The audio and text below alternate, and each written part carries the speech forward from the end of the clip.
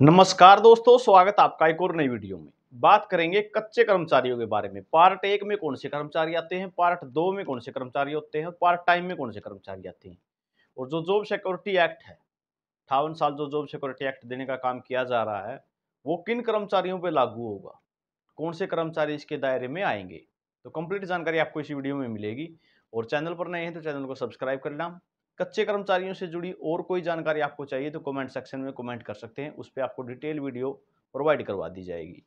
तो सबसे पहले बात कर लेते हैं कच्चे कर्मचारियों की। ठीक है, 58 साल जॉब सिक्योरिटी एक्ट बनाने की जो तैयारी चल रही है, ठीक है, बहुत से डिपार्टमेंटों ने इसके लिए अपना काम शुरू कर दिया है। ठीक है, तो इसमें कौन से कर्मचारी आते हैं। सबसे पहले आपने देखा होगा जो ऑर्डिनेंस आया है, ठीक है, उसमें स्पष्ट लिखा हुआ है पार्ट 2।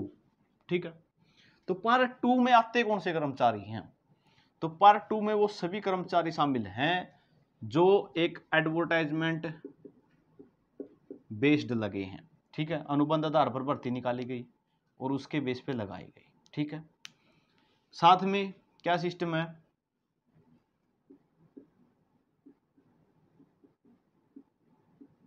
स्थायी पद पर उन्होंने ज्वाइन किया। ठीक है, स्थायी पद पर कहने का मतलब क्या है, मान के चलो कोई भी डिपार्टमेंट का एग्जांपल ले सकते हो। जैसे मैं आपको इरिगेशन का दे देता हूं। ठीक है, सिंचाई विभाग का इन्होंने डिमांड की कि हमें 8 तो चाहिए पीएन, 15 चाहिए बेलदार, 4 चाहिए माली, ठीक है, और 2 चाहिए हमें कुक। ठीक है, ग्रुप डी के इन पदों की मांग कर ली इन्होंने। ठीक है, और 6 चाहिए क्लर्क ग्रुप सी के लिए। इन सभी को भर्ती किया गया एक अनुबंध आधार पर एडवर्टाइजमेंट करके कि कॉन्ट्रैक्ट बेस पे लेंगे हम और ये सैलरी रहेगी। तो डिपार्टमेंट ने किन पदों पर भर्ती की, स्थायी पदों पर। ठीक है, और इस स्थायी पदों का जिक्र आपने 2003 की जो पॉलिसी आई थी कच्चे कर्मचारियों को पक्का करने में, उसमें भी सुना होगा कि कर्मचारी स्थायी पद पर लगा होना चाहिए। 2014 की जो आई थी पॉलिसी, उसमें भी सुना होगा कि कर्मचारी स्थायी पद पर लगा होना चाहिए। ठीक है, तो स्थायी पद पर होता है कर्मचारी तभी जो है वो पक्का किया जाता है कोर्ट के बेस पे, जो कोर्ट केस होते हैं। और साथ में जो है अब जो जॉब सिक्योरिटी चल रही है वो भी स्थायी पद पर होना जरूरी है। ठीक है, यानी डिपार्टमेंट में वो पद होना जरूरी है। और आपने देखा होगा आजकल, आज या कल की भी न्यूज़ है कि डिपार्टमेंट अपनी मर्जी से नए पदों को सृजित नहीं कर सकते। कहने का मतलब क्या है, यहाँ पे जैसे 8 पीएन लिए थे, ठीक है, तो डिपार्टमेंट में अगर 8 पोस्ट हैं तो 8 ही लेनी है, ये नहीं कि 9 पीएन भर्ती कर दें। 9 पीएन का मतलब क्या हो गया, एक पद फिर क्या करना पड़ेगा, डिपार्टमेंट को सृजित करना पड़ेगा वो। ठीक है, नया बनाना पड़ेगा। ठीक है, तो नए पद जो है डिपार्टमेंट अपने आप नहीं बना सकते। यही इंस्ट्रक्शन आज या कल के न्यूज़ में भी दी गई थी। ठीक है, तो ये होता स्थायी पदों का मैटर। स्थायी पद पे भर्ती होनी जरूरी है, तभी जो है वो जॉब सिक्योरिटी में आएगा। तो पार्ट 2 के ये कर्मचारी होते हैं जो डिपार्टमेंट ने खुद लिए हैं, सैलरी भी डिपार्टमेंट देगा। ठीक है, सैलरी भी डिपार्टमेंट के अंडर जाएगी और जो भर्ती भी है वो खुद डिपार्टमेंट ने अपने बेस पे की है, स्थायी पदों पर की है। वो पार्ट 2 में सभी आएंगे अगर ठेकेदार के अंडर लगे हैं। ठीक है, ठेकेदार के अंडर लगे हैं, जैसे एचकेआरएन में पहले ठेकेदार के अंडर लगे थे लेकिन उनको एचकेआरएन में कर दिया गया पोर्ट बाद में। ठीक है, एचकेआरएन में पोर्ट कर दिया गया, तो वो किसके अंडर थे, ठेकेदार के अंडर थे, लेकिन एचकेआरएन में पोर्ट किया गया, लेकिन वो थे किस पे, सभी स्थायी पदों पे थे। अब एक बात सुनी होगी आपने, मैं क्लियर बताता हूँ सारी बातें आपको। एचकेआरएन में जिस टाइम पोर्ट किए, ठीक है, सच्चाई बताऊंगा बिल्कुल, एचकेआरएन में जिस टाइम पोर्ट किए, कुछ डिपार्टमेंटों में कई कर्मचारियों का नाम नहीं आया, वो बाहर हो गए।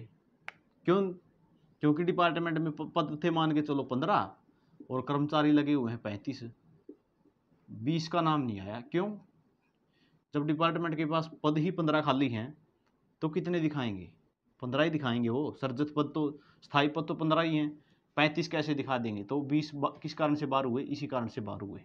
ठीक है, तो ये मामला होता है स्थायी पद का, ठीक है। और सृजित पद कैसे कराने पड़ते हैं, ये मामला है। पार्ट 2 के कर्मचारी वही होते हैं जो स्थायी पद पर लगे हुए हैं, एडवर्टाइजमेंट बेस लगे हुए हैं या ठेकेदार के अंडर लगे हुए बेशक, लेकिन भर्ती जो है वो स्थायी पद पर ही होनी चाहिए उसकी, ठीक है। तो ये है पार्ट 2 का मामला, और पार्ट 2 वाले ही जॉब सिक्योरिटी में आते हैं। पार्ट 1 में क्या मैटर है, पार्ट 1 की बता देता हूँ। पार्ट 1 क्या मैटर है, जैसे किसी भी डिपार्टमेंट में संख्या चाहिए 10, वहां पे भर्ती हो गए 15, ठीक है।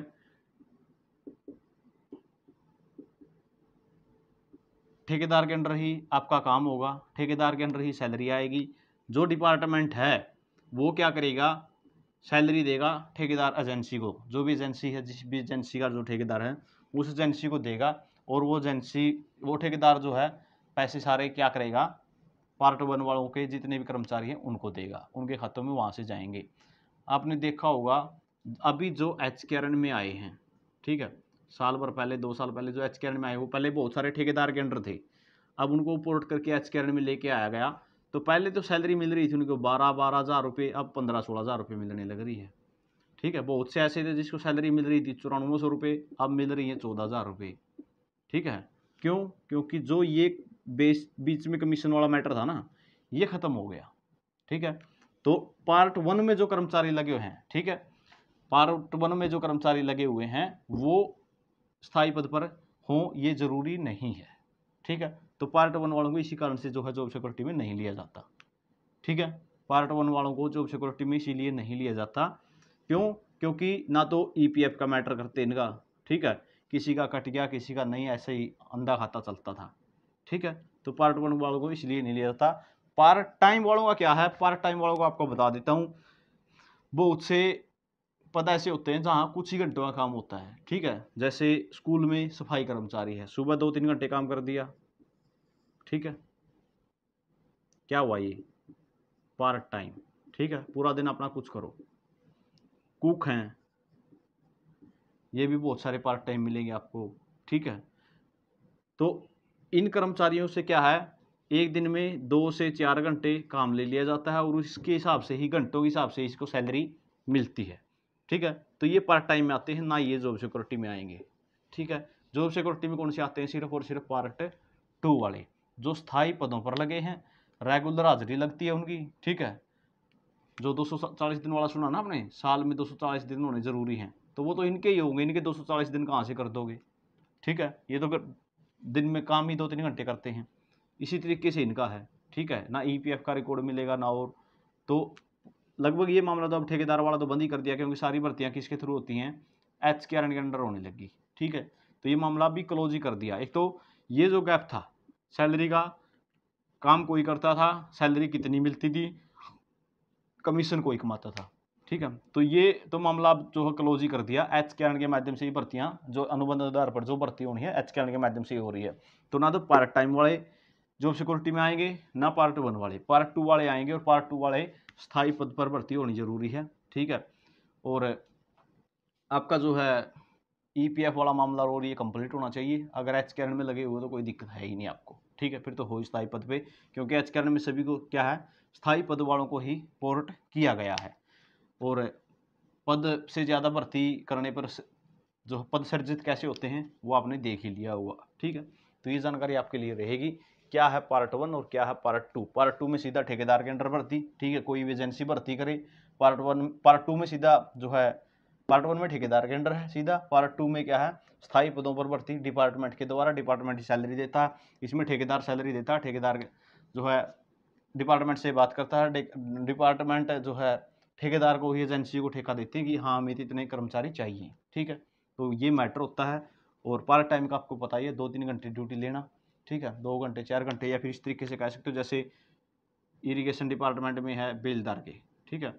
बहुत से कर्मचारियों को जैसे पानी आता ना जिस टाइम नहरों में, उस टाइम 1 सप्ताह के लिए ड्यूटी लगा दी, फिर 15-20 दिन जैसे नहर बंद रही उसको बंद कर दिया, तो 7 दिन ड्यूटी ले ली, तो ये पार्ट टाइम होते हैं, ठीक है। तो ये जानकारी रहेगी आपके लिए।